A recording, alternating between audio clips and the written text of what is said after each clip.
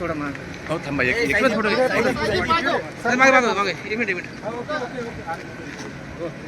ए झालं का ए सुनील जरा मागे खाली खाली खाली सोड मी धरतो मी सर अवघ्या 5 महिन्यात मंदिराचं काम पूर्ण झालेलं आहे.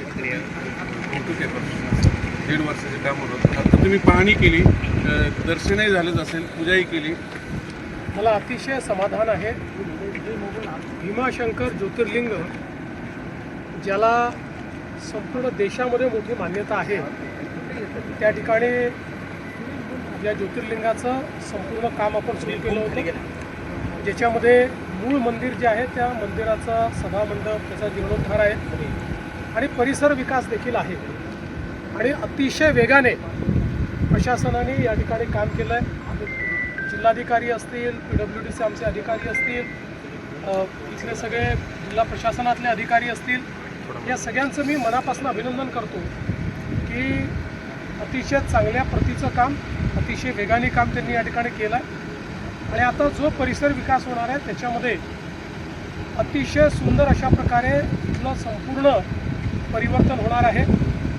मागच्या काळामध्ये इथला जो काही आराखडा आहे तो आराखडा आपण मंजूर केला. वळसे पाटील साहेब, बाबाजी, सगळे आमचे उपमुख्यमंत्री, सगळे लोक आम्ही होतो. आणि या आराखड्यामध्ये सगळ्यात महत्त्वाचं की इथल्या गावातल्या लोकांनी जे सहकार्य दाखवलं आहे ते सगळ्यात महत्त्वाचं आहे. जवळपास 150 घरं जी आहेत ती सगळी शिफ्ट होत आहेत आणि आम्ही पण हा चंग बांधलेला आहे की त्यांना अतिशय सुंदर अशा प्रकारचं बाजूलाच आम्ही जागा देतो, तिथे गाव तयार करतो. लोक जसं भीमाशंकरचं दर्शन करण्याकरता येतील तसंच त्या गावामध्ये देखील दर्शन करायला जातील अशा प्रकारची गावामध्ये व्यवस्था आपण करतो. त्या गावाची अर्थव्यवस्था पूर्ण बदलतो.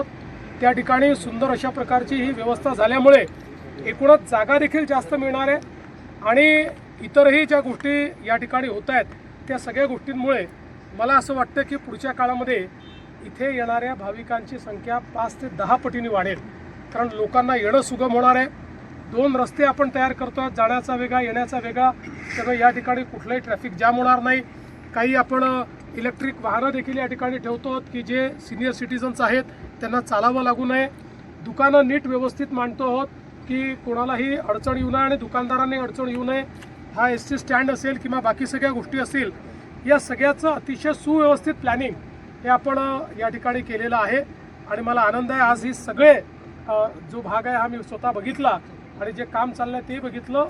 मी अतिशय समाधानी आहे. मला विश्वास आहे रेकॉर्ड स्पीडमध्ये पुढच्या वर्षी कुंभ सुरू होण्याच्या आधी यातलं 90% काम आपण पूर्ण केलेलं असतं. महाकालच्या धर्तीवर इथला कॉरिडॉर होईल का?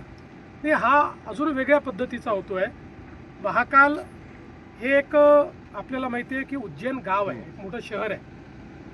हे अशी जागा आहे की ज्या ठिकाणी वाईल्ड लाईफ आहे, ज्या ठिकाणी प्रोटेक्टेड फॉरेस्ट आहे, ज्या ठिकाणी बायोडायव्हर्सिटी आहे.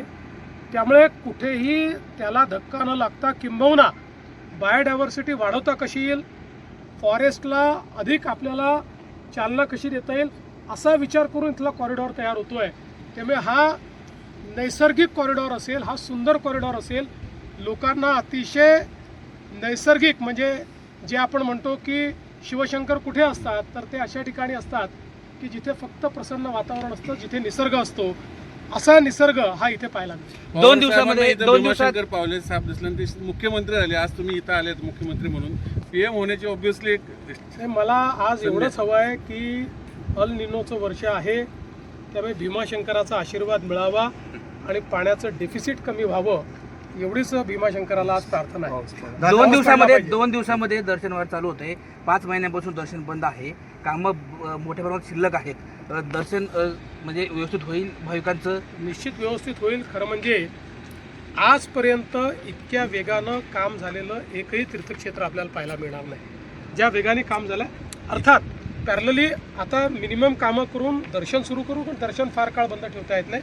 आणि सोबत म्हणजे जी कामं दर्शन बंद ठेवूनच करायची होती ती कामं केली आहेत. आता बाकीची कामं दर्शन सुरू असतानाही होऊ शकतात, जी नंतरची कामं आहेत ती कामं होत राहतात. खरं तर दादरमध्ये एक पांढऱ्या पट्टीवर वाद निर्माण झाला आहे, कारण जैन मुलीला जाण्यासाठी त्या ठिकाणी पांढरी पट्टी मारली होती, म्युन्सिपाल्टीने पांढरी पट्टी काढून टाकली. मला काही कल्पना नाही, तुम्ही सांगताय. मी आता भीमाशंकरला आलो आहे. इथल्या संदर्भात काही प्रश्न असतील तर मी निश्चित त्याची उत्तर देईल. आता माझं काही गेले 4-5 तास मी टी व्ही बघितलेला नाही, मला कोणी ब्रीफही केली नाही, त्यामुळे मला काही कल्पना नाही. सकाळी राऊतांनी नेहमीप्रमाणे अपशब्द बघा, आपण पुण्य ठिकाणी बसलेलो आहोत, ही अशी चांगली जागा आहे, त्यामुळे या ठिकाणी कुठलेही प्रदूषणकारी शब्द हे आपण वापरू नये. सर, साहेब, एक प्रश्न होता